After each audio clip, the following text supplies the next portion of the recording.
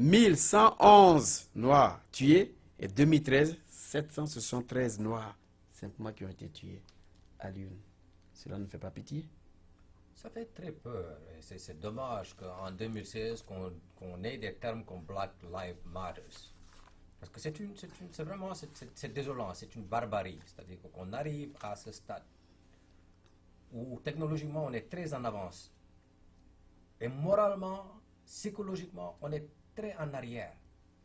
Donc quand on voit une société qui est aussi divisée que la société américaine, c'est-à-dire que ce qui se passe, ce n'est pas un problème de blanc et de noir, c'est un problème d'oppression.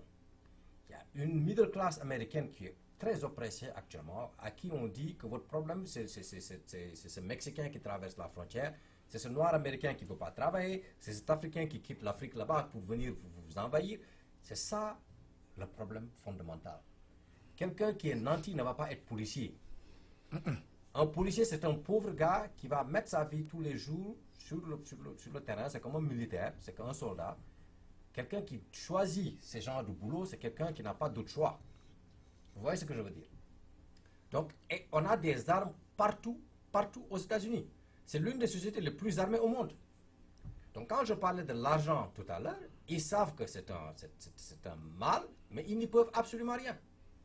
Ils construisent des fusils à coups multiples qui peuvent tuer tout un village. Donc, quelqu'un qui est trained comme quelqu'un qui se fâche, comme par exemple ce gosse de 25 ans, parce que ça, il faut que les gens... C'est un cri de cœur. Vous avez quand même vu quelqu'un qui était couché, gros, et directement, au lieu de l'enchaîner, voilà. Plus de combien de coups? Plus de 5 coups. Voilà, c'est juste. Qu'est-ce que ça veut dire? Non, c'est justement parce que le gars a dit, il est noir d'abord, il est physiquement fort, comme Alim l'a dit. Je vous dis, vous n'avez qu'à remarquer, quand vous voyez... Il y en a quand même 2 policiers. Je vous dis, ils peuvent 10. Ils peuvent être 10. C'est que c'est une triste réalité. Hein. Dieu nous a donné cet acquis-là. Physiquement, nous sommes impressionnants. Physiquement. Et ce qui fait que... intelligent. Voilà, j'oublie ça. Physiquement, nous sommes impressionnants. Et maintenant, quand vous ajoutez le mal qu'on nous a fait, et celui-là vous dit que moi, je suis armé, j'ai une arme sur moi. Vous croyez que le policier blanc va résister, va écouter une seule fois, attendre une seule fois que vous lui montrez votre arme? Non. S'il vous plaît. Mais il y a eu ils agissent sans réfléchir. Hein. Ils agissent.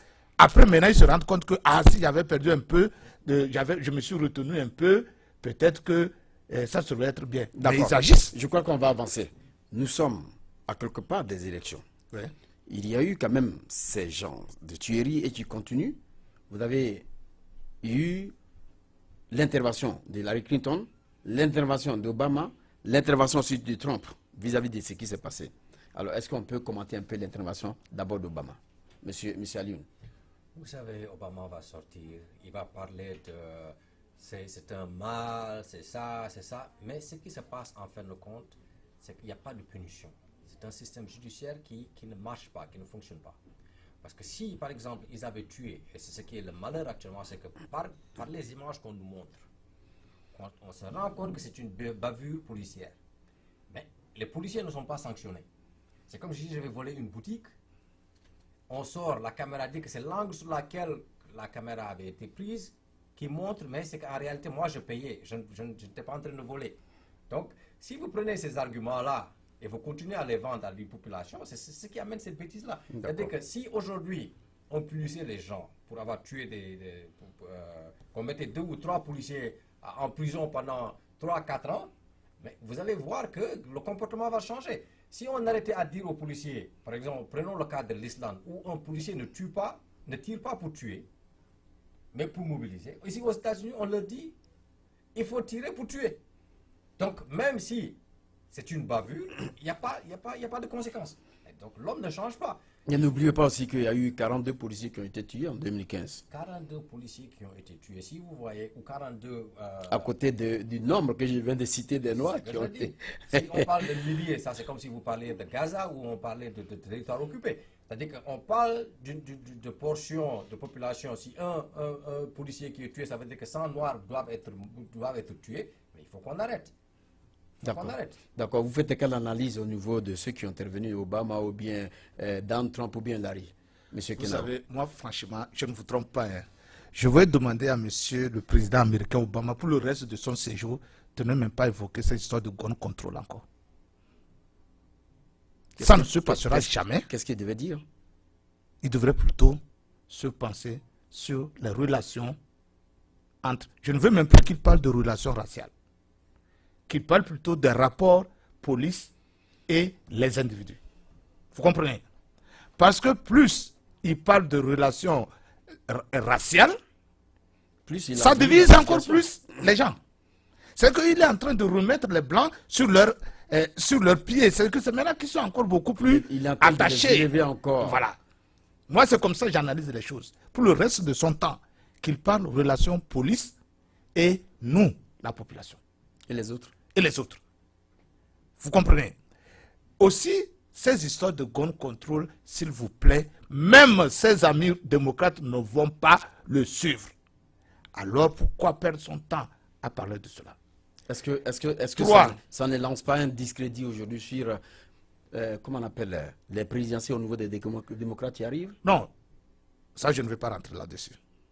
Puisque ce n'est pas ça le sujet. En fait. Non, mais de toute façon, Voilà. c'est une parenthèse qui a été Voilà, ouverte. la prochaine Bon, fois quand d'accord. nous allons... Peut-être que le matin, on va... Voilà, maintenant il y a ce problème aussi. Je sens que le président américain fait un effort pour montrer à la communauté noire qu'il est sensible à ce qui se passe. Qu'il comprend leur situation. Mais vous savez, il a bien dit, quand le président est là à ridiculiser la police chaque fois devant les noirs, il ne fait que encourager les mauvaises. D'esprit, Ce n'est pas tous les noirs qui sont mauvais hein, dans le groupe. Mais il ne fait qu'envenimer, il ne fait qu'encourager les mauvais d'attaquer. Et c'est ça qui est arrivé à Dallas. Et maintenant, tout son travail qu'il fait pour diminuer cette tension entre la police et la communauté noire ne se fait pas sentir. Vous comprenez? Donc, je voudrais qu'il focus, qu'il essaie de consacrer son énergie sur relations police et la communauté. Sur le reste, vous avez vu que chaque fois que lui il dit quelque chose pour condamner la police, on arrive au niveau de la justice, les policiers sont exemptés. Ils sont libres. Et qui a la honte maintenant? M. Alun a bien dit que jamais les policiers n'ont été punis. Le dernier cas, c'est le cas de Baltimore, où on nous a crié sur toi que les policiers seront jugés. Le tout premier qu'on a jugé, on l'a acquitté. D'accord. Et voilà que le président et le reste ont soutenu. C'est ce qui fait que moi, je voudrais que ce langage la change parce que, vous savez, je connais bien ce pays. Il y avait eu des mouvements comme Black Panthers. Il y a eu beaucoup de mouvements. Et quand les régimes changent, la répression est beaucoup plus lourde. Et j'ai peur, hein, ça je le dis encore une fois, j'ai peur de la répression. D'accord. Monsieur Alun, est-ce que tout ceci qu'on voit ne va pas influencer, bien influer sur les élections qui arrivent? Oh, ça va avoir un impact, mais ça ne change absolument rien. Parce que quoi qu'on dise, vous savez, entre les Espagnols et les Noirs, ils constituent à peu près 30% de la population. Mais ce qui les fait peur actuellement, c'est qu'il y a une nouvelle pauvreté qui rentre dans le milieu blanc. Et donc, le outlet qu'ils ont actuellement, c'est de renverser ça sur les peuples hispaniques et les peuples noirs. Donc, il y a une certaine division qui existe à l'intérieur du pays. Alors que ces gens-là, ils devraient s'unir. C'est-à-dire que le pauvre blanc et le pauvre noir et le pauvre hispanique, s'ils travaillent ensemble, l'élite américaine ne les utiliserait pas comme ça. C'est-à-dire que, mais actuellement, ils divisent pour mieux régner. C'est-à-dire que c'est un vieux... C'est la règle purement africaine. Non, c'est pas tout dans le monde, c'est le pouvoir qui est comme ça. C'est-à-dire que les gens qui sont au-dessus d'un système toujours divisent les gens qui sont en bas.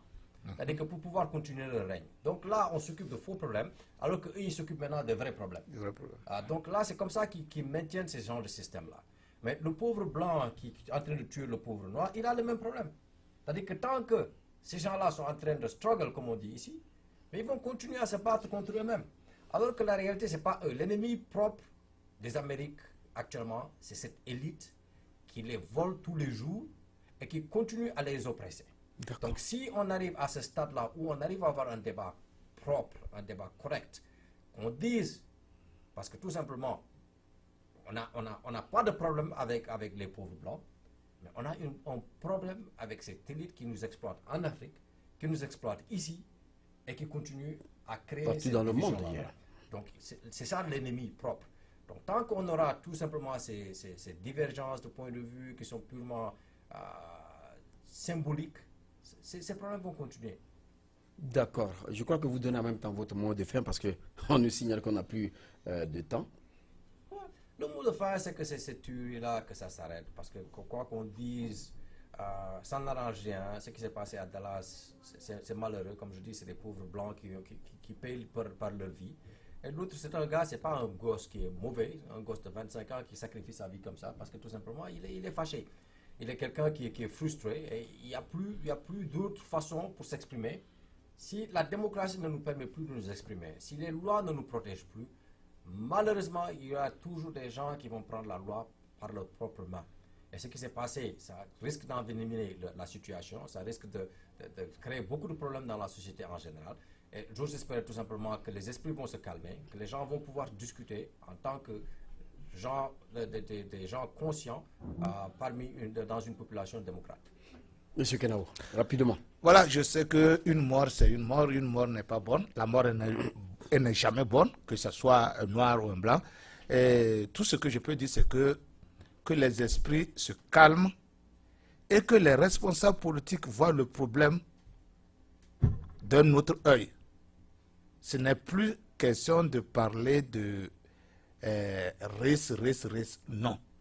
Il faut voir qu'est-ce qui se passe au niveau même de la formation de ces policiers-là, même au niveau de nous, les individus.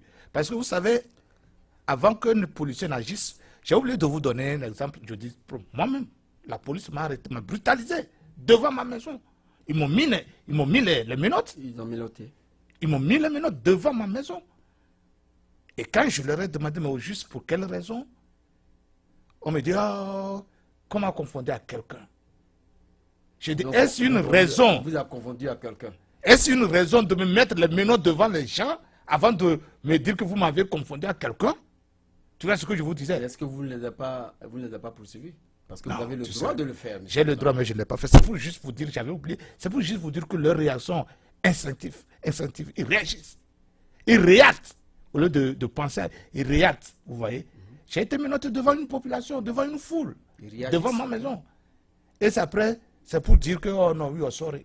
Voilà. Donc, je demande à tous les esprits, je demande aux autorités de calmer les esprits et surtout, de faire tout pour que les choses puissent rentrer en ordre et que nous vivions en paix. C'est tout. Merci donc, mes chers panélistes. C'est sur ces mots de fin que nous allons terminer cette émission Planète Afrique. Mais la question que nous nous posons, est-ce qu'on peut dire que la guerre est déclarée entre les Noirs et les policiers blancs? C'est un point d'interrogation. Quant à moi, Serge Niawa, je vous dis au revoir et à la semaine prochaine pour une nouvelle édition sur Planète Afrique. Atusso Kwamevi, merci pour la réalisation de cette émission. Au revoir.